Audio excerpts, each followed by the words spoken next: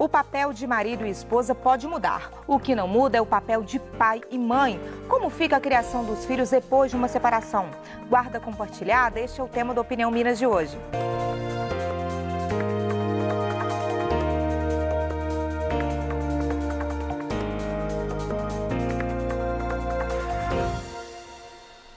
Olá, bom dia para você. Quando os pais se separam, a guarda compartilhada é considerada a situação ideal para os filhos. O sistema serve como uma tentativa de garantir que as mães e os pais continuem sendo mães e pais, independentemente de haver ou não relacionamento conjugal. E para entender como funciona a guarda compartilhada e os desafios de se criar os filhos depois de uma separação, nós contamos com a ajuda do presidente do Instituto Brasileiro de Direito de Família, o advogado Rodrigo da Cunha Pereira, e a psicóloga e coach de família, Mel Bracarense. Bom dia para vocês, tudo bem, gente? Bom dia. Vamos explicar para as pessoas o que é, primeiro, a guarda compartilhada, que modalidade que é essa, Rodrigo?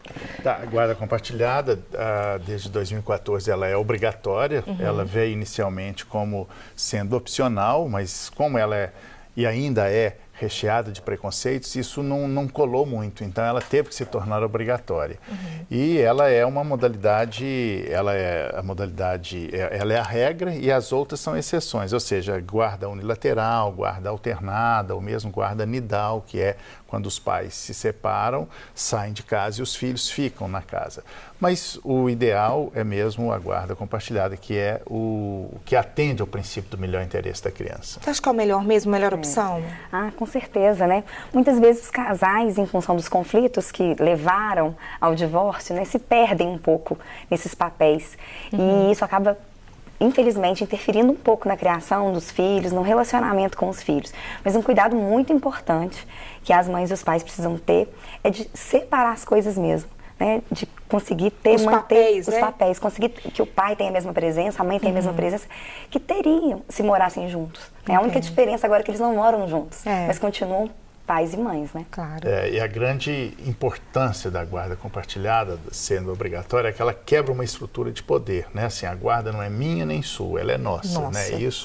Isso por si só já... A responsabilidade é nossa, seria isso. E guarda compartilhada é compartilhar o cotidiano, né? Compartilhar o cotidiano das crianças, dos filhos, das crianças e adolescentes, né? Levar na escola, buscar, não necessariamente dividir igualmente o tempo, né? Isso seria guarda alternada, mas esse espírito da guarda compartilhada, ela é muito benéfico para as crianças. E guarda compartilhada, às vezes as pessoas acham que é morar tantos dias na casa de um, tantos na casa do outro, não é assim, né? Sim, ainda há muito preconceito em relação à guarda compartilhada. Os próprios juízes, Ministério Público, advogados pensam, e as próprias mães mesmo, olha, guarda compartilhada não, né, Mel? Quando diz como se fosse uma questão ruim. Não, mas a guarda é sempre boa. E se os pais pensarem verdadeiramente no interesse dos filhos, eles vão naturalmente compartilhar essa guarda. O filho não pode ser um objeto de disputa da família, né? Isso que é um ponto importante. E quando o casal ali define não viver mais junto, né, é importante que essa criança continue convivendo. E nas pequenas coisas do dia a dia, né? Então, assim, você falou sobre essa coisa de morar com um, morar com o outro. Na realidade, o que eu acho mais importante é que a criança tenha segurança de que, independente da relação que os pais tiveram ou não tem mais, que ela tenha aquela referência das pessoas que estão ali por ela, né? E que a criança seja sempre o centro das decisões. É até uma coisa muito importante na criação dos filhos, na educação, né, doutor? Com relação a esses acertos, né, dos valores. Muitos casais se separam exatamente porque são diferentes em alguns valores, né? Discordam em opiniões. Valores, né? E aí começam a pensar diferente sobre coisas da vida e chegam num ponto que não se reconhecem como casal. A maioria dos casais, quando separam, tem esses relatos, né, de não reconhecerem mais aquela pessoa com quem se casaram. Mas independente disso, não existe meu filho e seu filho, né? Como não existe a minha guarda e a sua guarda, né? É nossa, a lógica é essa, se é o nosso filho, por isso faz todo sentido a guarda compartilhada. Que esse pai, que essa mãe, e eu vejo isso, eu trabalho muito com mulheres, né? Eu vejo às vezes as mulheres ficam muito magoadas nessas situações e sentem o filho como realmente um instrumento de poder. E usam filho, né? Isso é muito difícil, né? E fica aquela coisa assim, né? Não, agora a guarda é minha. Então você vai agora eu não quero saber mais, não vou te ajudar, né? Tem muitos esses discursos de uma posição de sofrimento. Então, o que é importante? Que seja a mãe ou o pai, saia desse lugar de sofrimento, de vítima, e consiga assumir, sim, o seu papel de pai, de mãe, e ter essa relação com o filho de forma construtiva, alinhado, porque ainda que eles discordem de várias coisas com relação à educação dos filhos, é importante que eles tenham e se a mesma pensarem regra. verdadeiramente no interesse dos filhos, eles vão fazer isso, né? Mas tem que sair um pouco do seu egoísmo e pensar nos filhos, né? Isso. Mas a guarda compartilhada ainda tem muito preconceito. Por exemplo, os juízes aqui em Minas e em muitos lugares do Brasil falam, não, eu homologo o acordo de guarda compartilhada ou determino a guarda compartilhada apenas se disser que tem a residência fixa na casa da mãe ou na casa do pai. Eu acho isso um equívoco. Na verdade, os filhos terão 2 casas e isso é muito bom para a criança. Tem a casa do pai e a casa da mãe. E o que dizem é, mas a criança precisa ter uma rotina. Mas a rotina vai ser essa. Tem a casa do pai e a casa da mãe. Né? Isso é muito saudável para a criança. A rotina, ela acompanha a realidade da criança, né?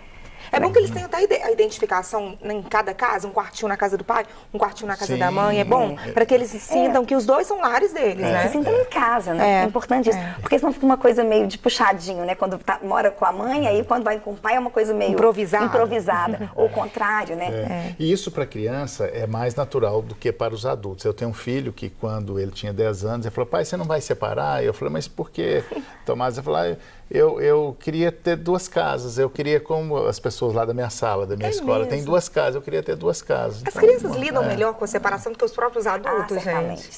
Eles conseguem entender? Conseguem. Um ponto muito importante também nesse processo, são 3 coisas que eu considero muito importantes nesse processo, na relação dos pais com os filhos. Primeiro, ter uma relação aberta, franca com a criança. Ela não precisa saber dos pormenores da separação, claro que não.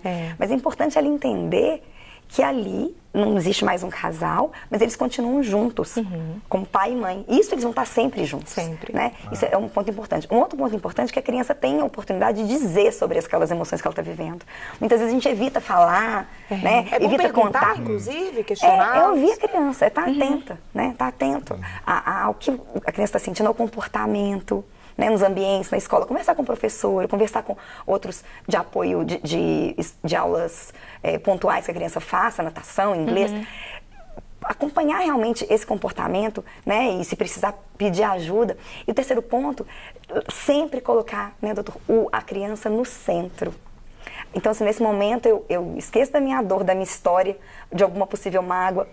O homem é a mesma coisa, esse mesmo processo, para que a gente possa juntos focar no que mais importa, que é a criança. Né?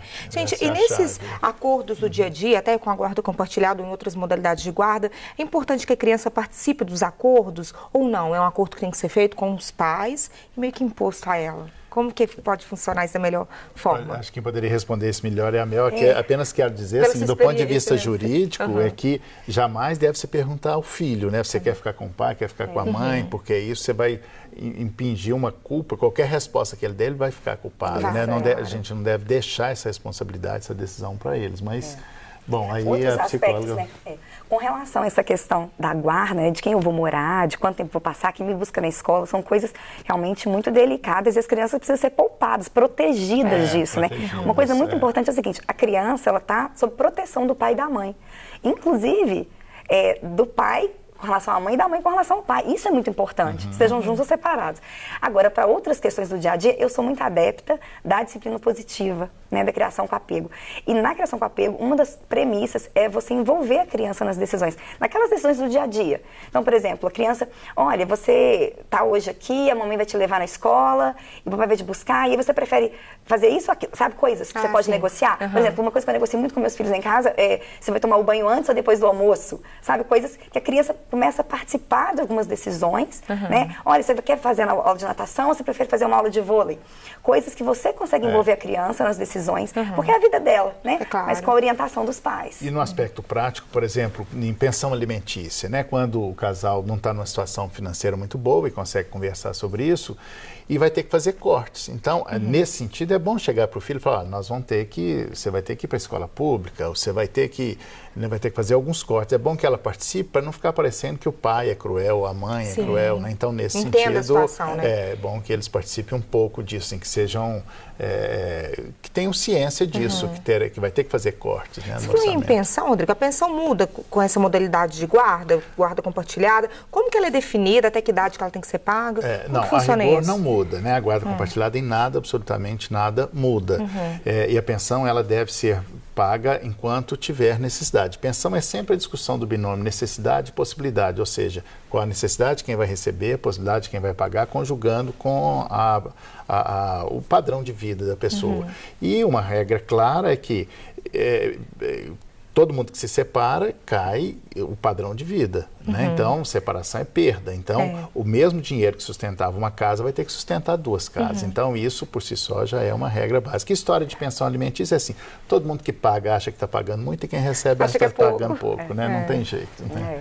Mas essas discussões são muito importantes, né? Envolver a criança, entender que é um processo, né? É um processo que está acontecendo e que pode haver um resgate disso e com a participação dela, com a colaboração dela, né? É muito importante. Pela experiência de vocês, gente, qual que é a maior dificuldade dos pais quando eles se separam em relação à criação dos filhos? É a discordância dos valores de criação? Quais são as maiores dificuldades? Que os adultos também podem ter essas dificuldades, né? Quais são na avaliação de vocês? Eu vejo que são as mesmas dificuldades dos casais casados, né, com relação à criação. A única diferença é que depois que se separam, em alguns casos, existe um litígio, uma relação mais difícil, e aí fica mais complicado de negociar. Mas em termos dos processos em si, várias coisas, né? Por exemplo, hora de filho dormir, o tipo de rotina, o tipo de escola que vai estudar, cada questão, cada decisão na vida de uma criança tem um impacto muito grande, né? E sempre o pai e a mãe estão ali com um olhar, ou deveria ser, né? Para que seja melhor para a criança, mas às vezes o que é melhor, no meu ponto de vista, pode não ser do outro, né? E criar filho não é nada fácil, né? Sempre seja casado ou separado é muito difícil, porque tem as diferenças de opinião. É uma coisa que chega muito para nós lá, que infelizmente acaba às vezes indo para o judiciário, é quando os pais têm religiões diferentes. Um é evangélico, outro é católico, outro tem... Né? E há uma tendência da judicialização disso, né? As pessoas querem que o Estado resolva isso, mas...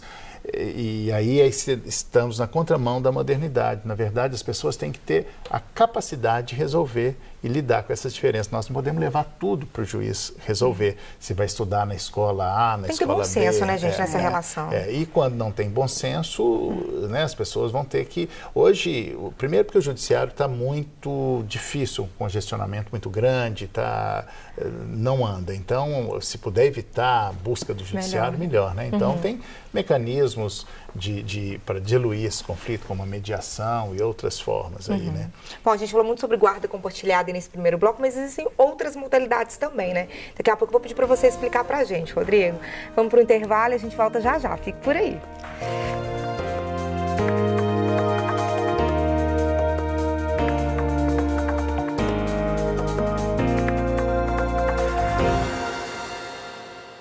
Como fica a criação dos filhos depois de uma separação?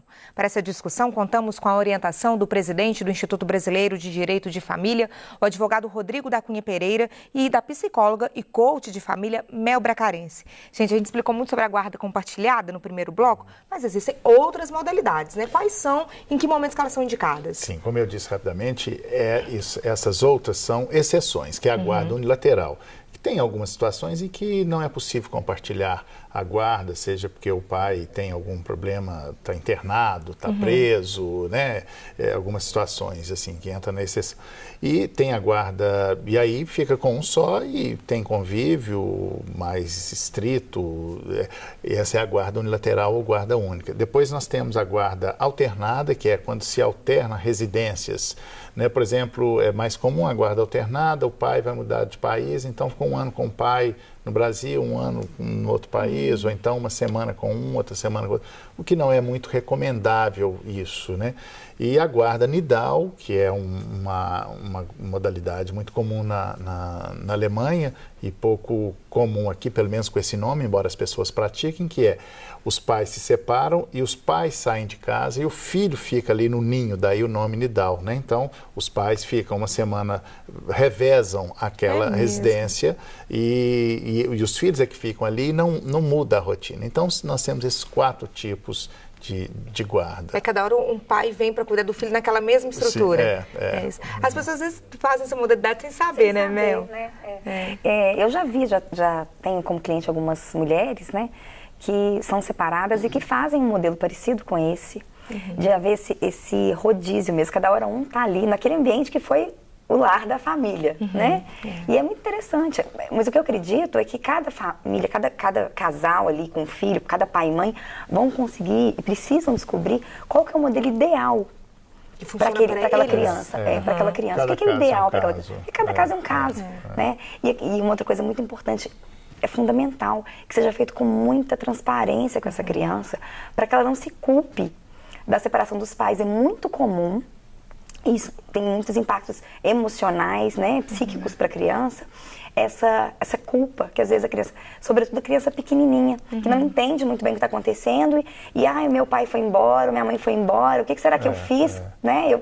Então, é importante dizer, né? Eu falo sempre para os meus clientes, olha, chame os filhos, ambos, por mais que tenham divergência entre vocês, e falar, nós estamos separando, mas não tem nada a ver com vocês, vamos continuar convivendo normalmente. Isso dá um alívio, uma segurança muito grande para a criança, né? Isso é muito saudável, né, Mel? Estão falando desse sentimento de culpa? Quais são os desejos das crianças, gente, né, quando acontece essa separação? É bem comum as crianças terem esperança de ver os pais juntos de novo, né? Algumas fazem até jogos, né? Elas fazem um joguinho. Combinam coisas, né? Para se encontrarem, enfim. Mas o que é importante mesmo é eles mostrarem para a criança que não depende disso para ela continuar tendo pai e mãe presentes. Né? A criança muitas vezes faz isso com medo do que vai acontecer com a separação. Né? Quando a criança entende que tá tudo bem, às vezes até ela ganha com isso, né? Passa a ter 2 casas, passa a ter, vai agregando mais novas famílias que vão surgindo. E sentir que vão continuar sendo protegidas pelo pai e pela mãe, porque o que elas querem é essa proteção, esse amparo na vida, né? Que é essa convivência. Tem uma coisa importante que a gente estava falando sobre a resistência diante dessa obrigatoriedade da guarda compartilhada, né? Muitas mulheres, inclusive, demonstram ainda, né? Por desconhecimento. Resistência. Por quê? A guarda compartilhada. Porque, como ele estava dizendo, o filho vem ali numa relação muito forte, culturalmente, de poder, né? Então, assim, normalmente homens, isso é cultural, né? Tem poder econômico e as mulheres têm o poder da família, né? A guarda dos filhos, enfim, essa estrutura. Então, assim, com todas essas mudanças, a mulher vem para o mercado de trabalho e vem se resgatando e tal. E um dos pontos que eu considero, assim, que eu acredito de todo o meu coração, que é o ponto decisivo para a mulher entender o grande benefício da guarda compartilhada, além do cuidado com o filho, é ela poder retomar a própria vida.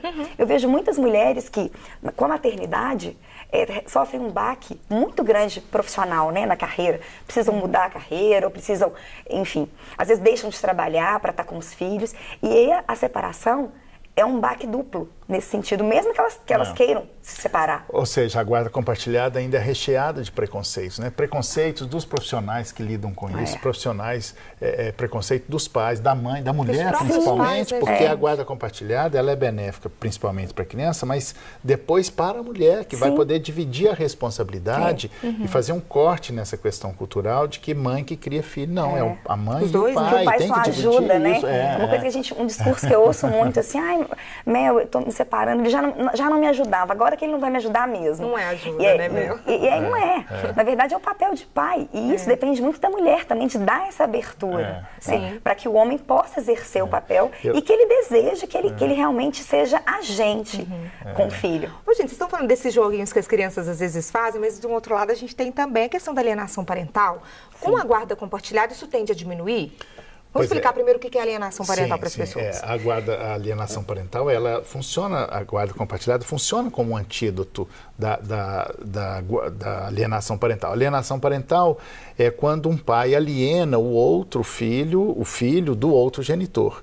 E o resumo da ópera é assim, você não quis ficar comigo, vai comer o pão que o diabo amassou. Nem seu filho vai te amar mais. E começa a fazer sutilmente coisas para que o pai ou a mãe afaste, né? E começa a tecer um discurso de que sua mãe é isso, é aquilo, mas isso não é muito claro, isso é sutil. Quando vê, o filho já está alienado do outro genitor e passou e já compactua com o discurso daquele alienante, né? Mas em síntese, do ponto de vista psicanalítico, é assim, o filho passa a ser objeto, né, do desejo da mãe. Ele deixa de ser sujeito e passa a ser objeto, né? Então é uma coisa muito cruel. Isso sempre existiu. Nós apenas demos nomes a essa maldade humana que se chama alienação parental. É muito importante que pai e mãe tenham essa consciência, né, do que é melhor para os filhos mesmo. Né? Inclusive, do que é melhor, porque a gente tem também as novas configurações de famílias, né? A gente tem as famílias mosaico aí, né, que os pais acabam formando outras famílias, tendo outros filhos. A situação fica pior nesse caso. Pois é, tem muito disso, porque a família mosaico, que é os meus, os seus e os nossos, né, que tem filhos do casal ali, novo, e filhos que vieram do casamento anterior. Então, essas relações, elas não são muito simples, né? Aliás, o Freud sempre dizia que as relações mais intrincadas e complexas são as relações familiares, por isso que eclodem os maiores conflitos. E aí tem essa maldade, né? Você não quis ficar comigo, porque se o pai ou a mãe está pensando verdadeiramente no filho, ele não faz isso. Mas isso é inconsciente, às vezes nem vê que está fazendo isso, né? E não é uma coisa muito simples de provar isso na justiça, né? Na prática, como é que você vai provar essa alienação parental? Por perícia, por testemunhas, cartas, mas enfim, não é muito simples. Mas o importante é evitar essa alienação parental. E a partir do momento que você tem consciência de que ela está acontecendo, de que ela existe, você começa a prevenir. E a guarda compartilhada é um mecanismo importante na prevenção da alienação parental. Gente, se fosse para vocês darem alguma orientação para as pessoas que estão nos assistindo, de repente se encontram nessa situação, o que vocês diriam para esses pais? Olha, a mensagem que eu quero dizer é que você que é mãe, né, que está vivendo uma situação dessa, aproveite essa oportunidade para construir a melhor relação que você puder, priorizando o seu filho e podendo também, a partir dessa situação de divisão dessas tarefas, dessa participação do dia a dia do filho, né? Dessa abertura para que seu ex-marido possa participar muito da educação dos seus filhos e com isso você possa também se resgatar, né? De tantas coisas que vão ficando para trás quando a gente se torna mãe, né? Papéis que vão ficando para trás, inclusive profissional, exatamente por essa sobrecarga que, de forma geral, as mulheres assumem quando são mães. Olha, a regra de ouro de uma separação, de um divórcio, é instalar um campo neutro para as crianças nesse contexto, né? E se pensar verdadeiramente no interesse dos filhos, as pessoas vão compartilhar a guarda, né?